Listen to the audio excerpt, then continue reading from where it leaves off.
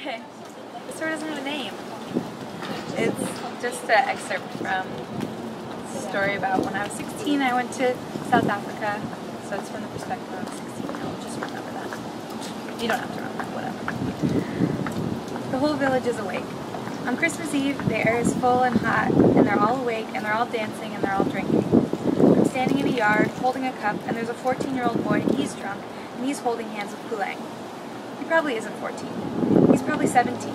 But here, so close to Zimbabwe, 9-year-olds look like 6-year-olds to me, and 17-year-olds look 14. Pulang is 3 inches taller than the boy, and her short, black tube dress sticks to her skin perfectly, and she sparkles in the weird light, and in 20 seconds she will kiss him. It's the middle of the summer, and the whole village is awake, and there are no streetlights, and there might be lions just past the edge of the houses, in the tall, damp, rustling grass. Every person is holding a jar or a beer bottle. All the black skin is glistening with sweat in the porch lights and fires that illuminate the party. From every square or every street corner, Kwaito music is playing. Zulu and Sutu rhythms amateurishly mixed with American pop hooks and strange African beats. The houses, the small brick houses, the unfurnished small brick houses with no air conditioning and no toilets, are empty, and everyone is on the street or walking through the little veldt or standing in the dusty squares. The air is thick and smells salty. Everyone is dancing. Everyone is drinking punch out of jars or beer out of recycled bottles. Ntwena, says Pulang. She's not speaking English to me.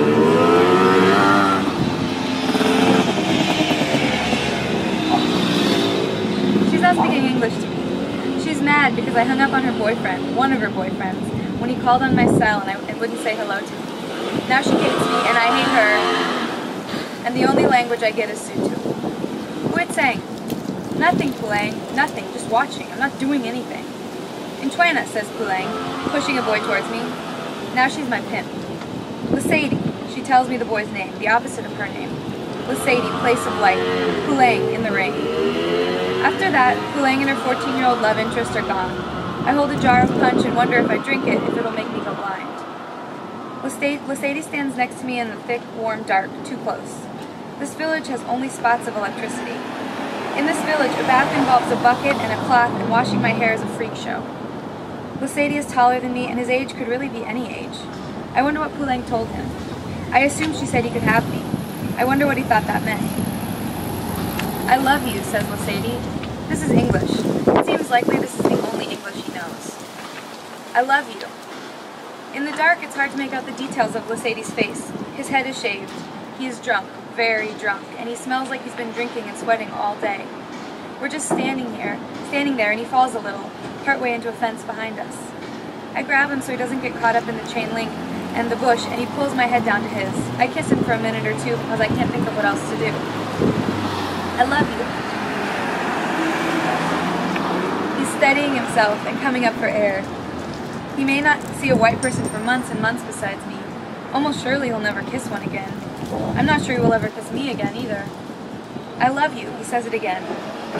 No, you don't, I say. I love you. Do you know any other words than that? I say. I love you. No, do you know any other words besides I love you? I love you. Lizzy weaves back and forth, and I don't kiss him again. I just stand there and wait for him to fall down. Then I walk onto the dirt street looking for the small brick garage where we are staying with Pulang, or Pulang, or Maki, or Malifu, or Lebu. The street is filled with laughing, sloppy people, dark people, in a mixture of bright, traditional-looking materials and worn-out Nike shirts. A small boy stares at me. He's wearing a shirt like one I had in 4th grade, with Bugs Bunny slam dunking on the front, but his has holes in the sleeves. I try to ignore him. The dust from the street is mixing with the sweat all over my body, under my clothes even. I am fat and ugly, and I hate this music. I hate this whole hot country. I hate Pulang and Maki and even Lebu, even though he's only 7. I realize I'm crying, but that it doesn't matter because no one can see me and everyone is too drunk to care. And since I've been in this village for a week, the novelty of my blotched white face has completely worn off, except for maybe with Lizzy, and he's snoring in a bush. I put the jar with the punch down on the side of the road and rub my face so it's wet and muddy, and I don't know when I will ever take another shower again, if I will ever take another shower again, if I will get killed in a carjacking, or I will be eaten by a lion, or if there'll be a disaster and I will be stuck in Africa until I'm an old woman and my family will forget me, and I will never go home again. In the garage, I lay on top of the borrowed blankets on the cold, hard concrete. It must be Christmas by now. At some point, I fall asleep.